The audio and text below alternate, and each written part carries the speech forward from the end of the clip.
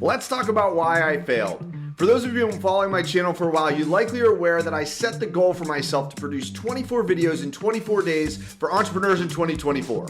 You may observe that this is video number 24, so it may seem strange that I'm calling this a failure. In this video, I'll break down the challenge that I created for myself, what happened, and why I'm calling it a fail. Be sure to stay to the end when I share the 5 critically important lessons that I learned that will transform my approach for creating content going forward. Let's get into it. Okay, so why was this a fail? Let's take a look at my original setup just so you can see the background of this particular challenge. I must be out of my mind. I'm gonna do 24 and 24 on how to be a successful entrepreneur in 2024. That's 24 videos in 24 days for successful entrepreneurs in 2024. So join me on this journey. Subscribe today and watch these 24 videos in 24 days to become a successful entrepreneur in 2024. Let's get started. So I initially said I would create 24 videos in 24 days and intended these to be 24 days in a row. Based on this, I would have expected to be finished by January 24th. So failure number 1, I didn't clearly identify what I meant by a day. After I created the first batch of 3 videos, I realized that I would need some buffer to account for some of the logistics involved, and I needed to redefine the 24 days as weekdays. This gave me the weekends to catch up and work ahead a little bit. It felt a little bit like cheating. However, this early adjustment probably prevented me from burning out or giving up before the project got off the ground. So the lesson I learned from this one is it's really important to clearly define what the goal is in a way that's both realistic and achievable. So with this small tweak, I could have achieved the goal. Here's a quick look at the planning calendar. So this clarified goal was to post Monday through Friday on weekdays throughout the month of January. Then I hit my first real speed bump. So failure number 2, I didn't have enough content in the bank. I was traveling for an entrepreneurship conference, which was a bonanza of opportunities for capturing video for future content. But the travel time, sessions, collaborations, and networking left very little time to move the ball forward with videos to post. Likewise, winter courses began and I needed to focus time on ensuring students got a great experience this term, which meant that producing videos had to shift to the back burner. So lesson learned. Ultimately, both of these could have been addressed by creating more content ahead of time to post on days when I had conflicting priorities. Failure number 3, equipment failure. I loved my MacBook. It was so light, so beautifully designed, but completely overmatched when it came to throwing hours of video content and editing in rapid succession.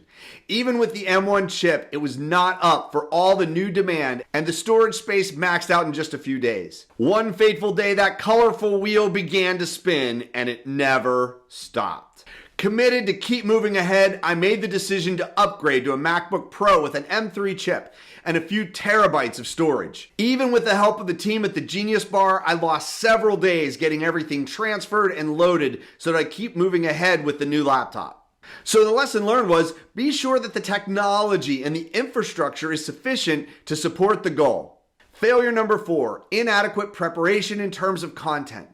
After getting back into action after the equipment failure, I had lost momentum. The real problem was that the topics that I had planned for later in the series didn't seem as relevant as they got closer to the top of the queue. Some didn't seem as valuable as videos I'd already produced, and some just seemed redundant.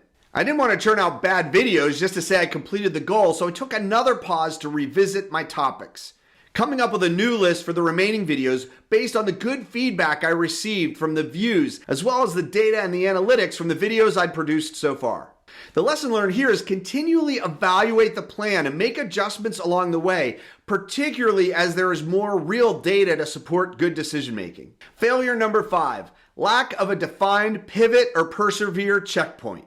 When I found myself at the end of January with 5 videos still to go, I was a little bit paralyzed on what to do next. Do I press ahead and get the 24 videos done, albeit 2 weeks late? Or do I call it done and include not finishing all 24 videos as part of the fail?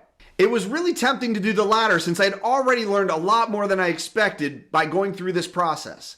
But it would have bothered me on a different level since it would have felt like I gave up. Worse, I might miss out on some additional learning from finishing what I had started. So the lesson learned from this one is choose ahead of time a defined date for a pivot or persevere decision before getting started. This would give a specific opportunity to make a decision about whether to keep going or whether to go in a different direction. So here's a summary of the lessons I learned from this failed endeavor. Lesson number 1, clearly define the goal and make sure that it's realistic and achievable. Lesson number 2, it's important to create more content ahead of time to post in the days where there's conflicting priorities. Lesson number 3, make sure that the technology and the infrastructure is sufficient to support the goal.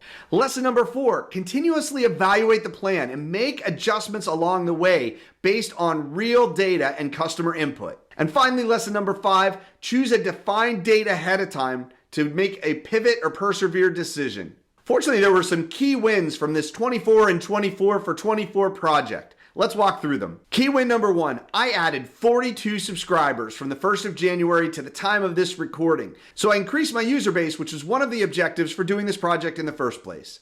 Key win number 2, I received over 8,000 views of videos in this time frame. So lots of people were seeing my content, clicking in, and actually starting to watch it. Key win number 3, there were 82 hours of total watch time. This is more than most of the content on my channel to date. So this really shows that not only is my content getting views, but people are finding it valuable and watching it all the way through, or at least good portions of it. Key win number 4, my total subscriber base is now 263 people. This isn't super exciting in the world of YouTube creators where thousands or hundreds of thousands or even millions of subscribers can be very common for a channel that's well established. But for me, this is a big win and I'm really excited about it, particularly if I'm bringing really strong value to these subscribers and it's helping them to launch and thrive as entrepreneurs. Key win number 5, I crossed both the 15,000 and the 20,000 views level for the channel. And this is a big move ahead for this channel. And I really am grateful for all of those who tuned in, who watched my content and really brought this user count to a new high. So thank you. I'm really excited that you're enjoying the content and I really look forward to bringing more valuable content for you. This project may have technically been a fail, but it was a useful learning experience for me. It helped me to solidify a repeatable process for developing and producing videos for this channel. It also helped me to identify gaps and deficiencies in my skills and my architecture. And the increased activity gave subscriptions and views a nice bump. I'm looking forward to applying these new learnings to upcoming videos in 2024. If you haven't already, please subscribe to the channel and tell others about it, particularly those that are wanting to launch, grow, and thrive as entrepreneurs this year. Stay tuned and keep going.